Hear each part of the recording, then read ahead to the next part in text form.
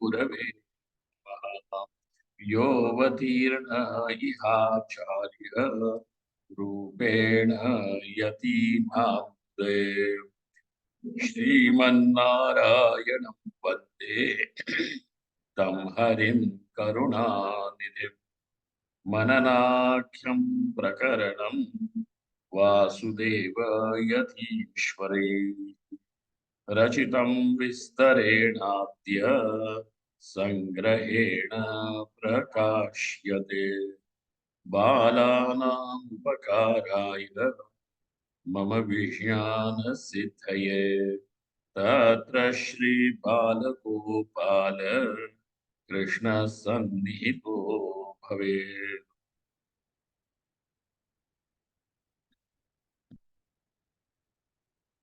Now we know ignorance has the veiling power, meaning the concealing power, the power of concealment, to veil, to cover, to conceal.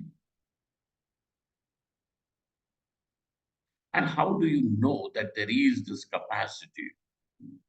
Unless and until that power, that capacity demonstrates its effect, one will not know about the power. Somebody has a capacity, let us to sing the classical music. But if that person keeps quiet, you will never know that he has that talent, that capacity. But when he has the chance of actually singing, now you understand, you know that he could sing because he has the capacity. That is what this hidden talent shows do. They search for those hidden talents in a person. Ah, and bring it to the surface. There are various psychological tests also for that. Like that, the ignorance has the power, has the capacity to conceive. So let's call it as the power of concealment, or the power of wheel, to wheeling power, you know, just as a person if he's wearing a wheel or veil. What do you say in English? Veil or wheel? Well, Veil, okay, veil. Because, some pronunciations to which our tongues are not so accustomed. And so it becomes very funny to listen to sometimes. Well, what is the effect of this wheeling power? And they say, Brahmanasti. Okay. So when a person says that Brahman is not there, there is no reality to this world. I mean, about this world. Just this world, that much is whatever you see, whatever you infer, is all what you can call as real. So Brahmanasti,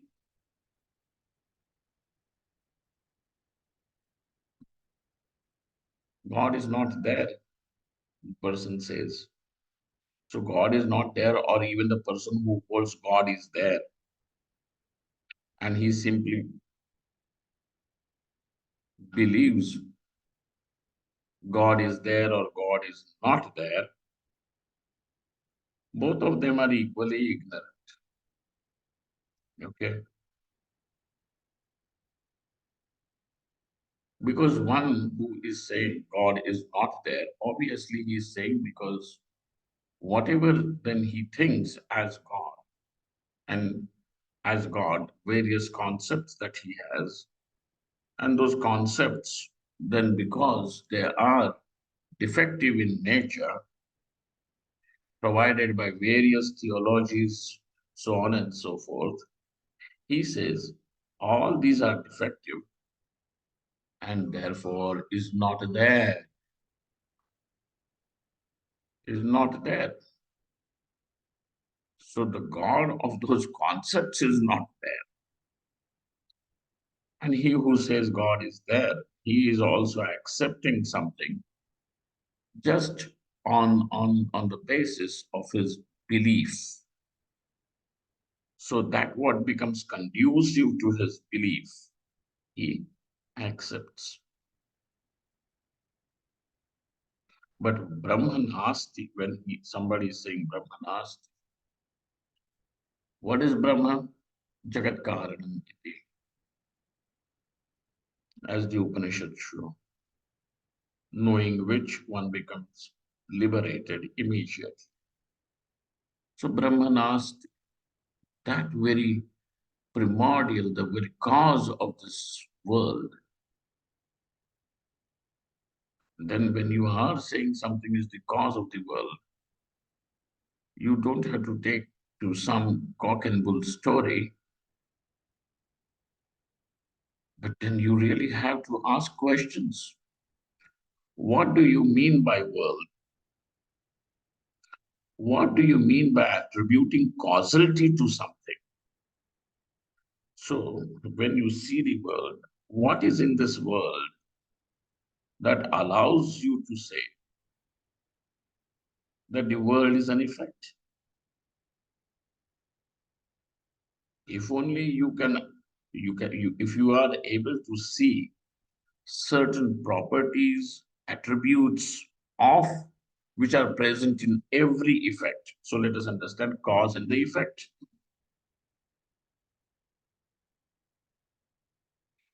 So if something is an effect of something, X is an effect of Y, or Y is an effect of X, let's put it that way. So that effect, every effect for that matter, will be having those properties. Every X, which is the cause, should have that property, that those attributes. Only, and that is what will allow it to be called as the cause. And only on discovery of those attributes or properties, you will be allowed to say something is an effect. Let us say there are 3, 4 objects kept in front of you, out of which you identify 2 objects as parts, and both those parts don't look similar. One is a small pot, one is a big pot, one is a black one, the other one is a red one. Now, if you are going to look at both of those, one is small, the other one is big, so you are obviously going to see the differences. But what is it that allows you to identify these 2 objects as part and reject the rest of the objects as parts? So obviously you have discovered something that is common between these two, and that is partness ghatatvam. Likewise, if you are going to call something as an effect, what should it have? It, ness, just add ness to it. Meaning, if something in Sanskrit, what do we call as effect? Karyam. What do we call effect means? Karyam. So what should the karyam have? Karyatvam. And cause means karanam. Causeness is so if you're going to say something is the cause, then obviously that should have causeness, and only then it will allow you to identify it, recognize it as a cause, causeness. It is karanatvam, karyatvam, and karanatvam. So you necessarily have discovered, your buddhi has discovered the karyatvam quality the effectiveness quality in the world, in and you know the individual units of the world and the total collective world effect. And therefore comes the question as what is the cause? What is the cause? Because this jnana, there is this natural quest for knowledge in all of you. Just as there is the quest for sukham, there is quest for knowledge too. Because all of us are drawn to our nature almost, naturally. Nobody teaches you that seek sukham. Nobody teaches you seek sukham, okay? Son, from tomorrow morning, you will start seeking joy and you will start avoiding dukkham. Nobody teaches you. That comes naturally to everyone. So also quest for knowledge comes naturally. And therefore, whether it is the theology or any state political machinery which thwarts, punctures this quest for knowledge is going against the very nature. And therefore, it is not very surprising that if some theologies or anything which are against knowledge will collapse in time, will collapse in time. So anything that is going to prevent you from saying, don't ask a question, don't seek knowledge, will collapse in time. Because this is natural to you. Quest for sukham is natural. Quest for life is natural. Because that is the nature, Satchidananda. And to be drawn to Sat, existence. That's why we all want to exist. Nobody says that now I don't want to exist. Everybody wants to live. You just look at, somebody was doing this experiment. They caught this fellow caught one little mosquito and started breaking the limbs of that mosquito one by one. So all the legs were broken, all the wings were broken, and just one little thing, what do they call? One leg was left.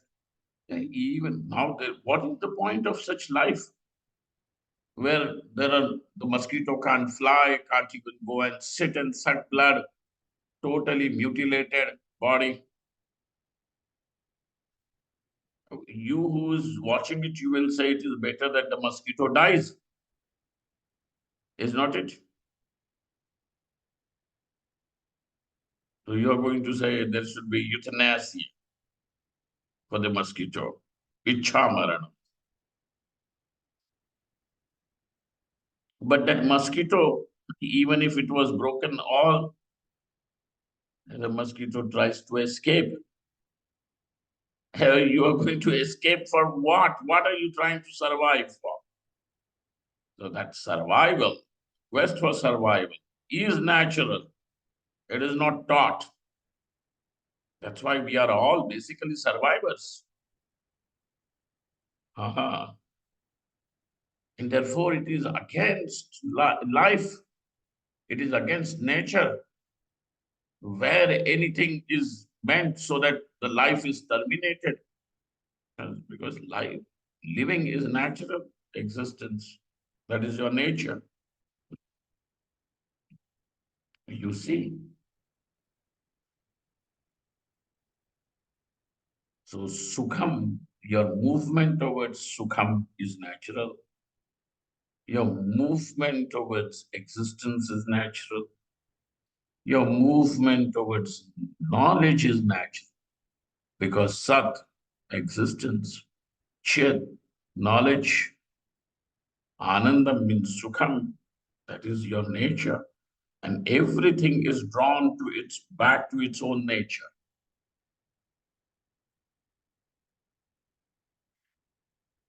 Huh? You can, the nature of the water is Shitalam. What is the nature of the water? To be cool.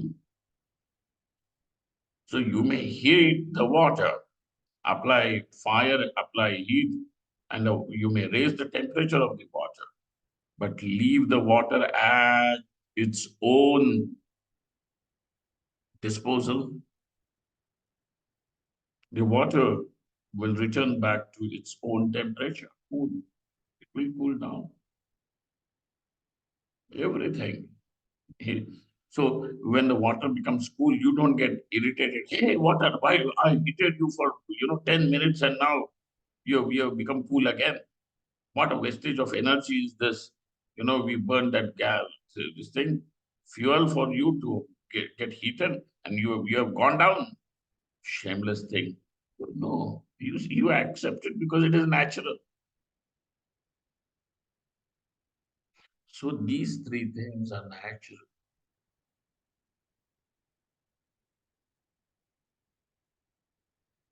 Natural. What happens here is, therefore, the ignorance.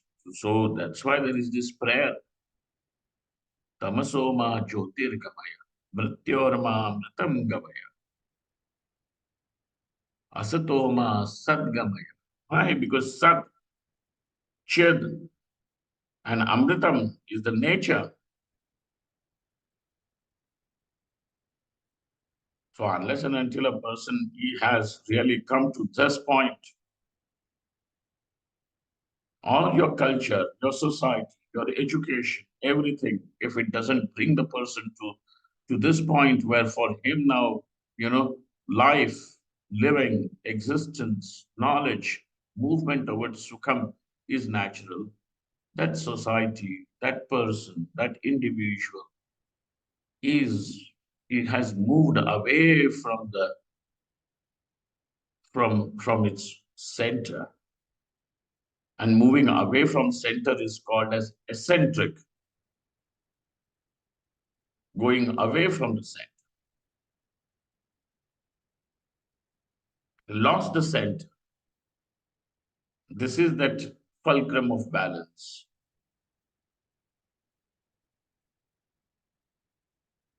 Remember always, even when one is dodged by situations or by circumstances which are which are circumstances of grief, etc., how easily and how naturally you are able to come back to this fulcrum of balance determines how close you are to Paramatma. Hajar, nothing wrong. There is no glory in celebrating sadness. Yes, it is there,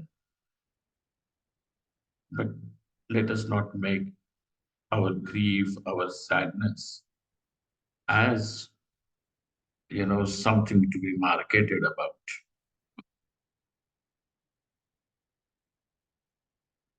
Let there be. Situations are going to be there. But how easily you're able to come back to this fulcrum of balance. Come back. Peace is your nature. Sukham is your nature. That's why the prayer is not ordinary prayer. Asatoma Sadgamaya.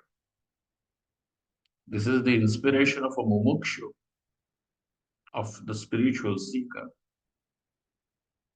Tamasoma Jyotirgamaya Mrityorma Mritam Gamaya. Om Shanti. Shanti.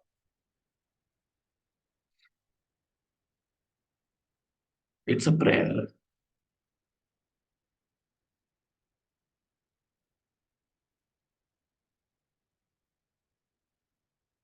This should come to us.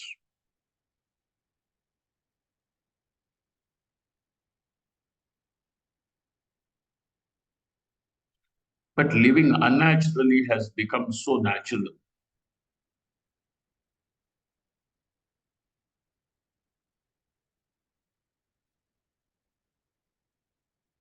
that what is natural then looks unnatural. We are so much habituated.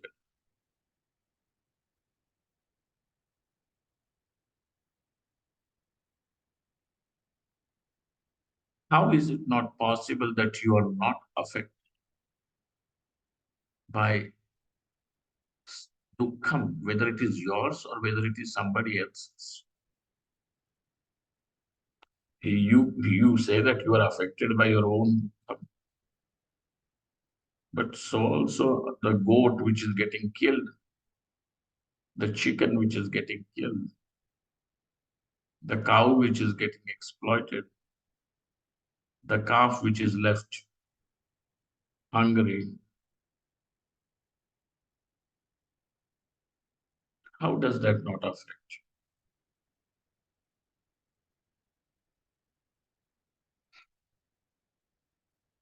Because survival sukham is something natural.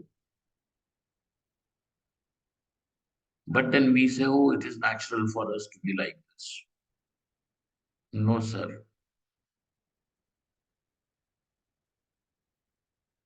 Daya is natural. Daya meaning uh, sympathy, kindness is natural. Because that kindness inherently says, asatoma sadgamaya, survive existence. You recognize existence, you worship existence. It is natural. But then we are so much overpowered by our selfishness. We are so much overpowered by our, what do they call? Vishaya Sakti.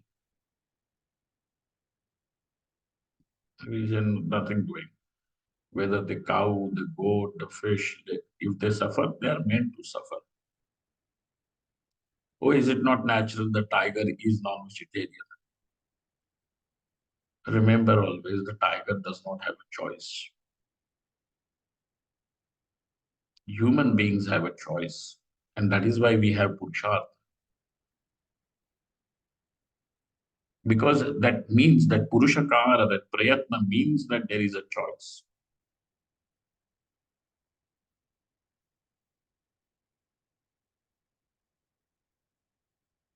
And I'm not telling you something different. This is what his Upanishad is saying. Shreyas and Prayas, there is always a choice.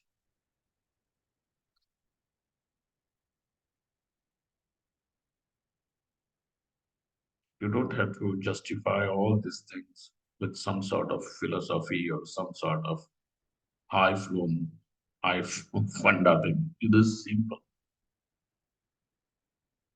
natural.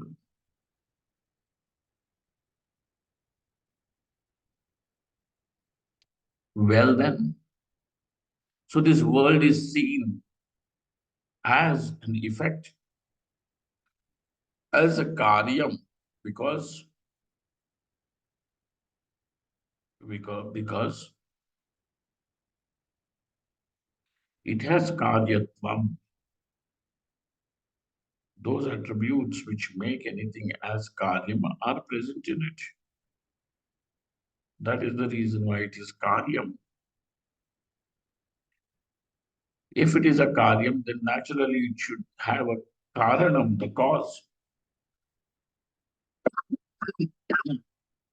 When you see something as an effect, what is there? Cause also will exist along with that. If you see the pot, you are going to conclude that there is clay and there is a pot maker.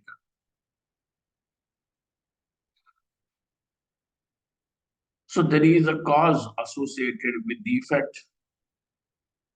This world of names and forms is being experienced by us. And in the world of names and forms, even this body, the psychology, everything gets included.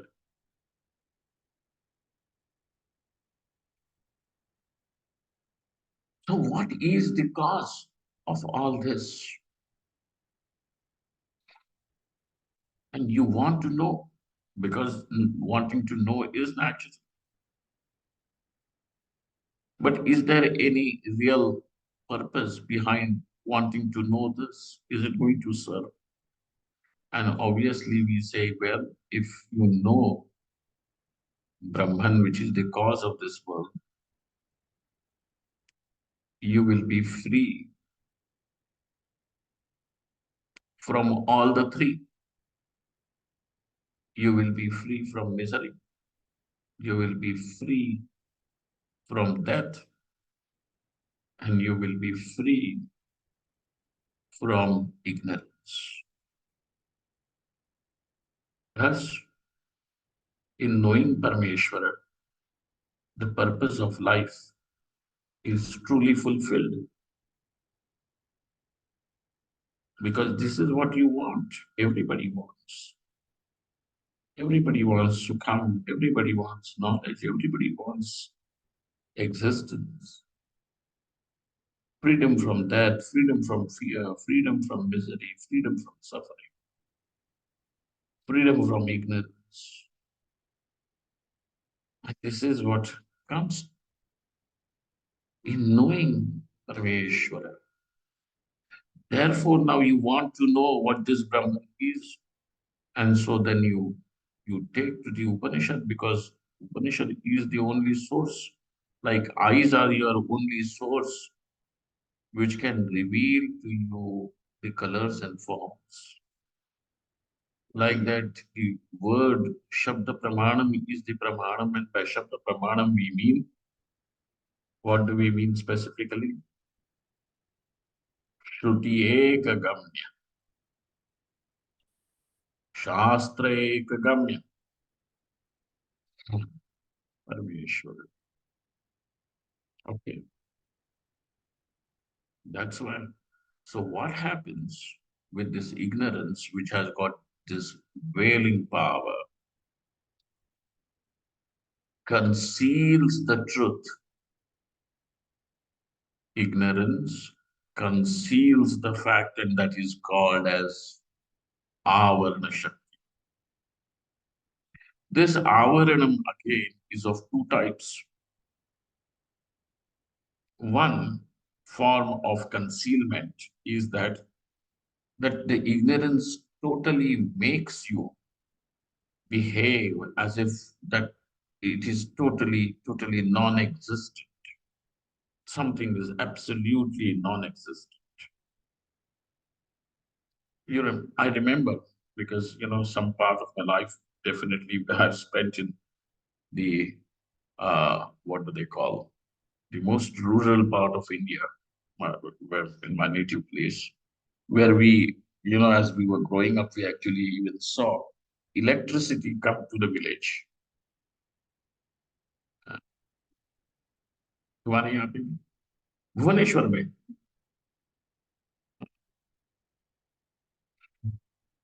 electricity was not there, and maybe we were 8, 10 or so.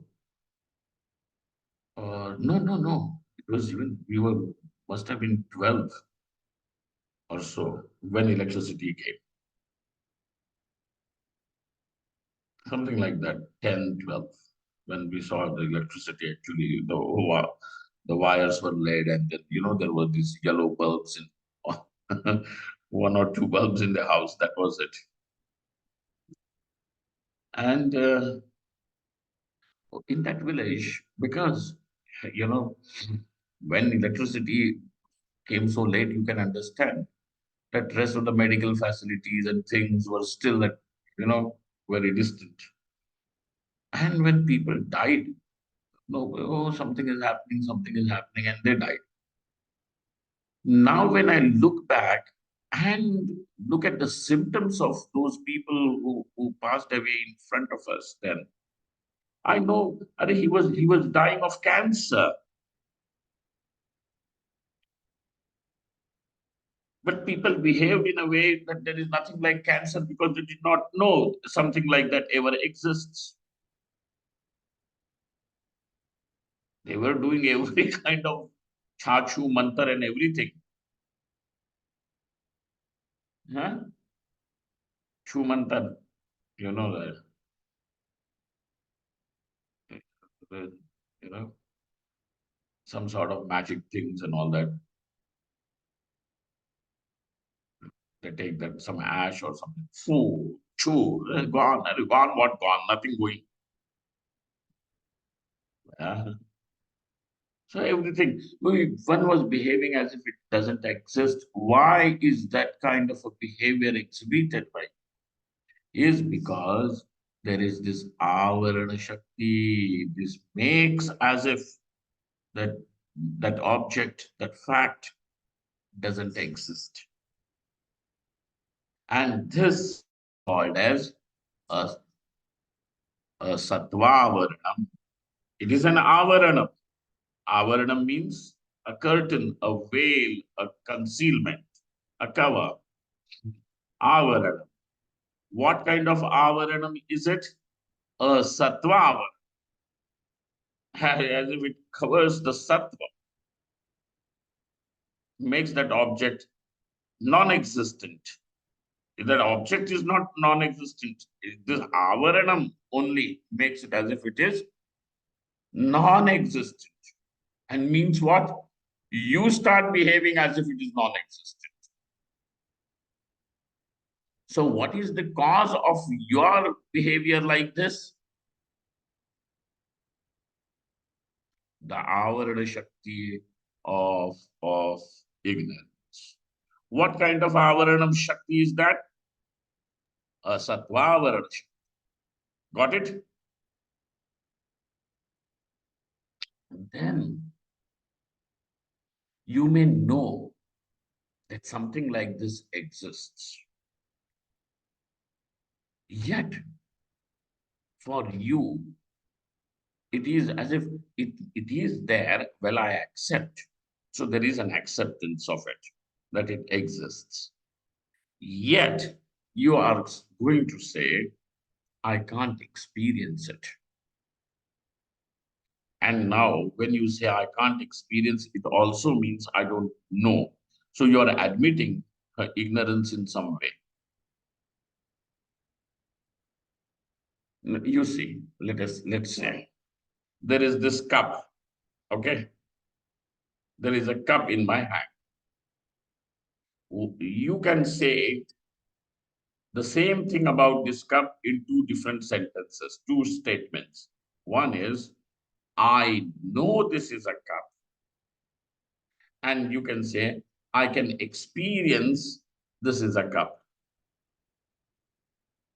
So when I'm saying I can experience this is a cup, in what do I admit that I know it is a cup? So now over here at this point, knowledge and experience means the same thing. No, there is no bifurcation in knowledge and experience. Knowledge and experience is the same thing. So now when you are going to say, I, I cannot experience, you are admitting ignorance in some, some, uh, some amsha meaning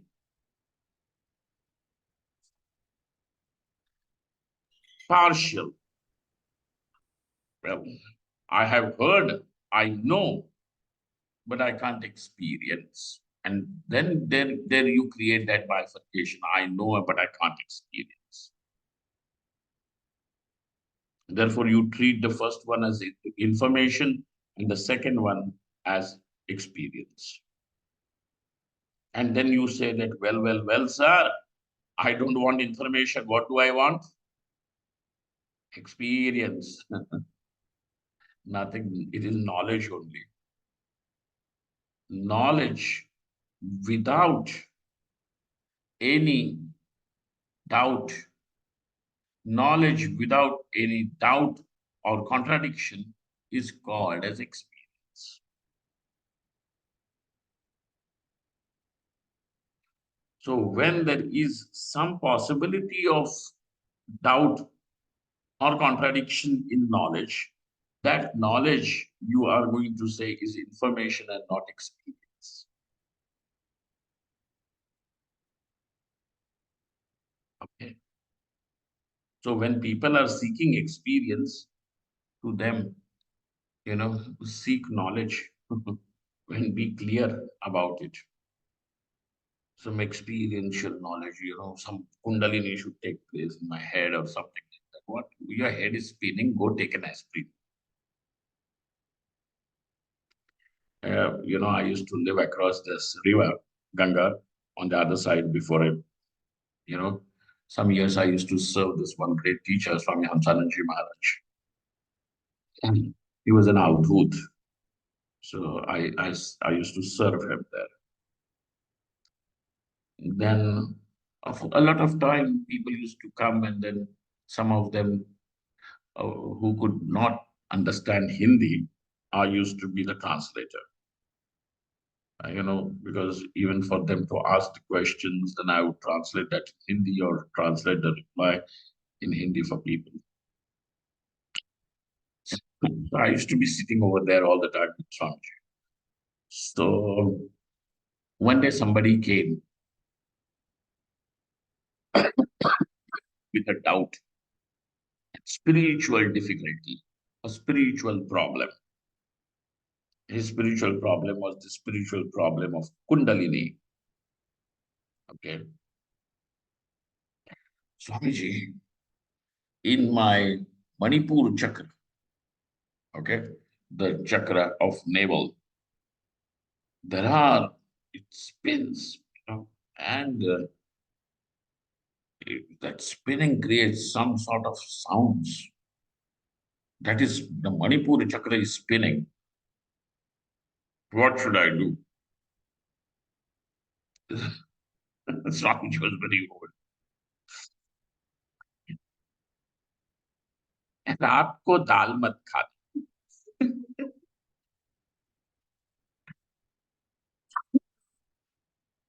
Don't consume lentils or dal at night. Gas करता है. And you feel there's some spiritual problem. That be okay. Stay there. So instead of seeking some experience, what should one seek? Clarity of knowledge.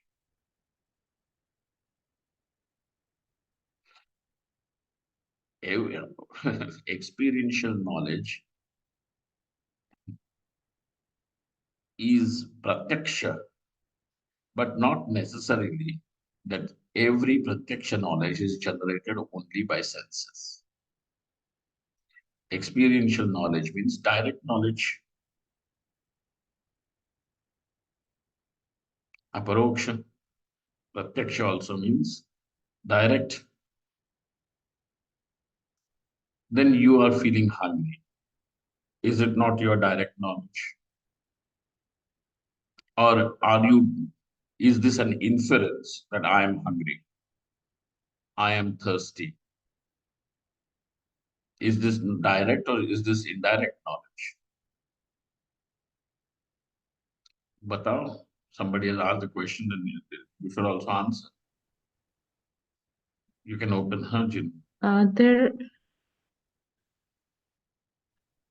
Is this direct yeah, knowledge? hunger is perceived by the brain through certain chemical changes when Are the we saying hormones that are your brain released. and chemicals, is that something that falls in your five senses?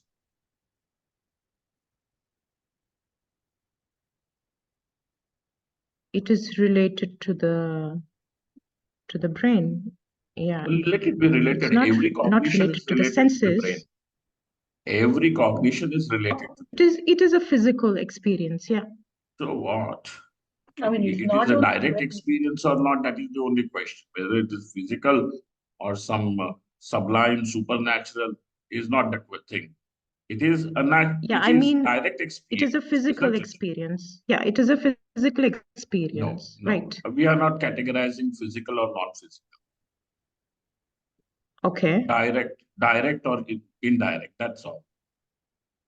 When we say direct, what is the Physical is direct. criteria? It is an How do we? experience. That means it is an experience. Okay. And when we say Okay, which is indirect, perceived it by the means it body. is not an experience. That's it. It is your knowledge, but it is not your experience. That's all. We are not complicating Yeah, it into exactly. anything else. Hmm. So my question is then, what is knowledge without experience called, and No, we how are not can saying it any take knowledge place? without So it's experience. indirect experience. So there is nothing like Okay. knowledge without experience. Experience is also basically knowledge. That's what I have said. Okay. Nah, all right. Because No, it's okay. Now look at this. That your hunger, your thirst, your sleep, or even ignorance is not that something which is directly experienced.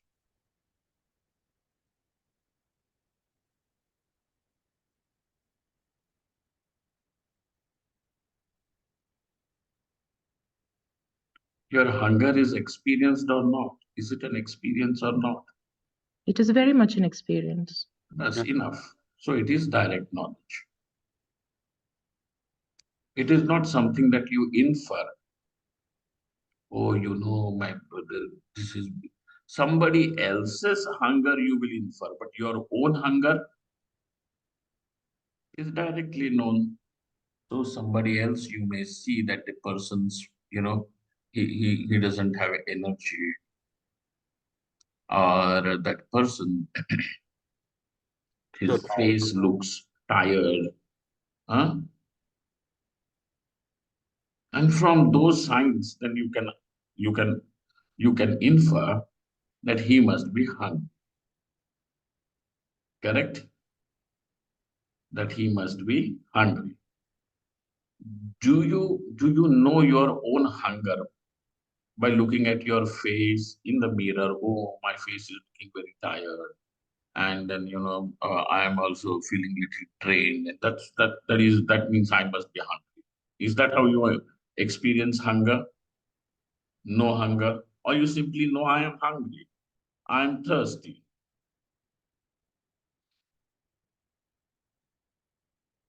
Or you look at your blood sugar and then you determine that, well, now the blood sugar is low, that means I must be hungry. Huh? It is directly experienced.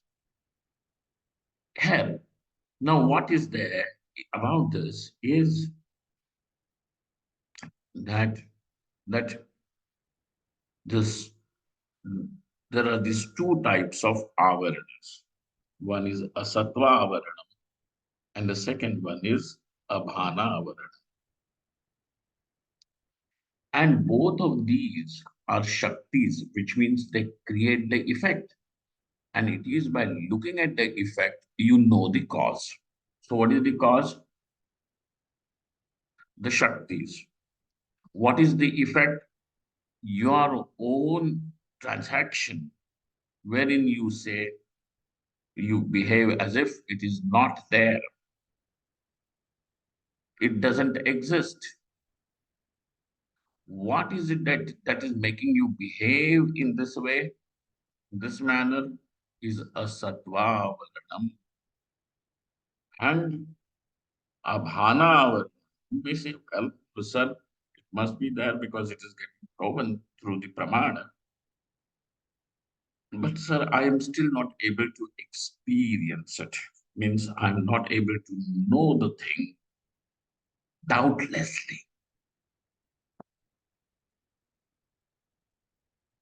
Correct? So those people who accept even God, they accept the God with some little doubt. Maybe there is God, and that's why we should pray to God. And that's why even those people who are with that philosophy that you need to have belief in God, you need to have belief in God, they themselves also are sometimes pestered by a doubt. And when that doubt comes, they say, well, it is some sack. This devil is working on me. No, devil. It is basically, this is how nature of that knowledge is. What devil? No, nothing.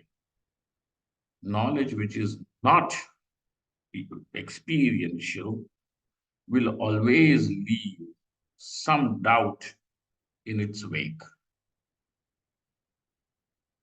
Okay. So when it is paroksha jnanam, that paroksha is also jnanam only. But that knowledge which has some form of vyavadhanam, vyavadhanam meaning obstruction, that is going to be that's going to be not experiential knowledge. For example, I have spoken about it several times. Once again, that you are sitting over here in Rishikesh, let's say, and but you know there is Eiffel Tower in Paris. So your knowledge of Eiffel Tower is, I know there is Eiffel Tower. But it is not my experience that there is Eiffel Tower. That's why I want to go to Paris one day and I want to see the Eiffel Tower. Okay? You may say so.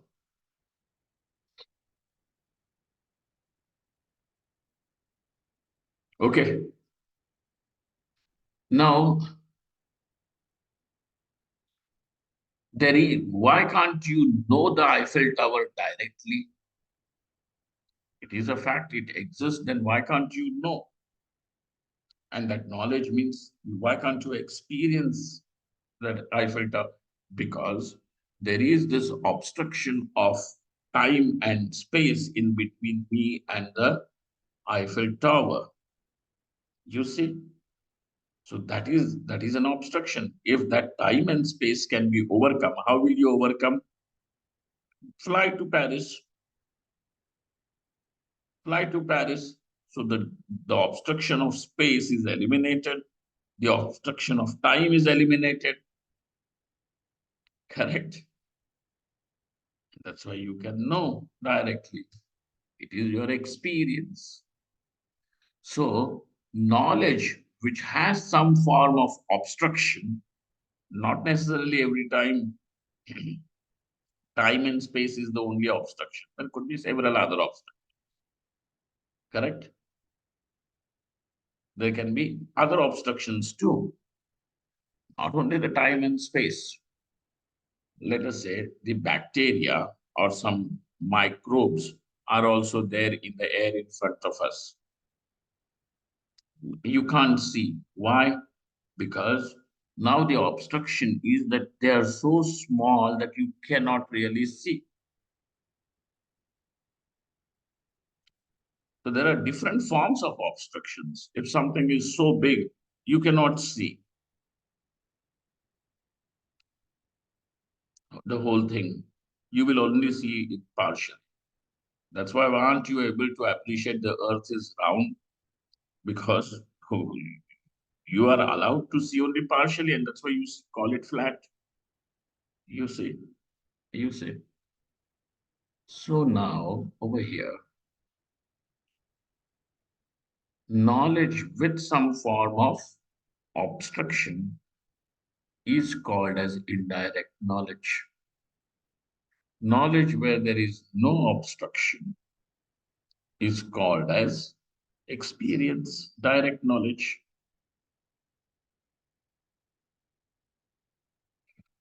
What is the difference between Paroksha Jnanam and Aparoksha Jnanam?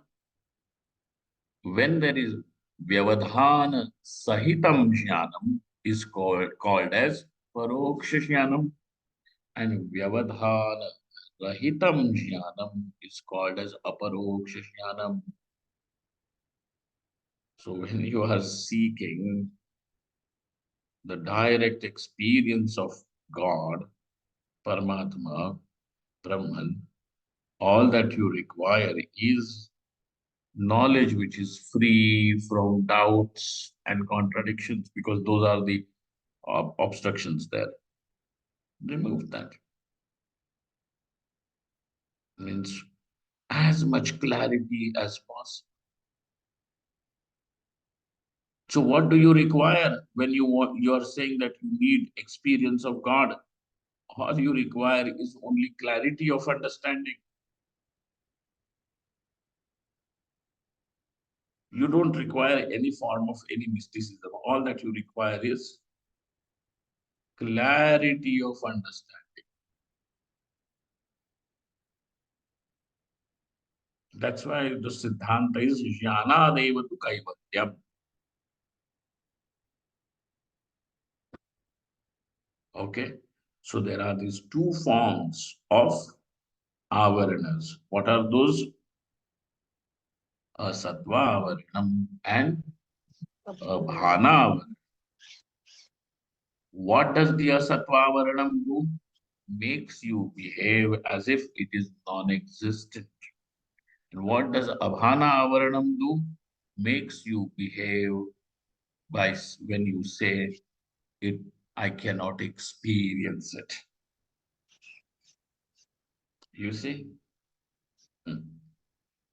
I cannot experience it. Both these avaranas are destroyed by knowledge. How does the knowledge takes away these avaranas? Because these are basically the, the, the properties that belong to ignorance. What is it that the knowledge does? Knowledge only does only one thing, and that is removes the ignorance. When ignorance is removed, the kachra patti of the ignorance also goes away.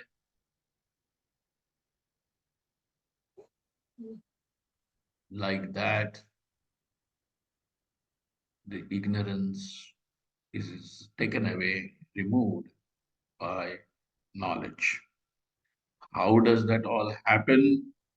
What is it? Let's see when we meet tomorrow. Om Purnamadaha Purnamidam Purnat Purnamudachyate Purnasya Purnamadaya Purnameva Vashishyate. Om Shanti Shanti Shanti. Shankaram Shankaracharya Keshavam Badarayana Sutrabhashyakado Vande Bhagavantaho Punaಃ Punaಃ Ishvaro Gururatmiti Murtibheda Vibhagine Vyomavadvyaptadehaya Dakshinamurtaye Namaha. Om Shanti Shanti Shanti. Thank you all. Thank you very much. Hari Om Pranam Swamiji. Mahadev.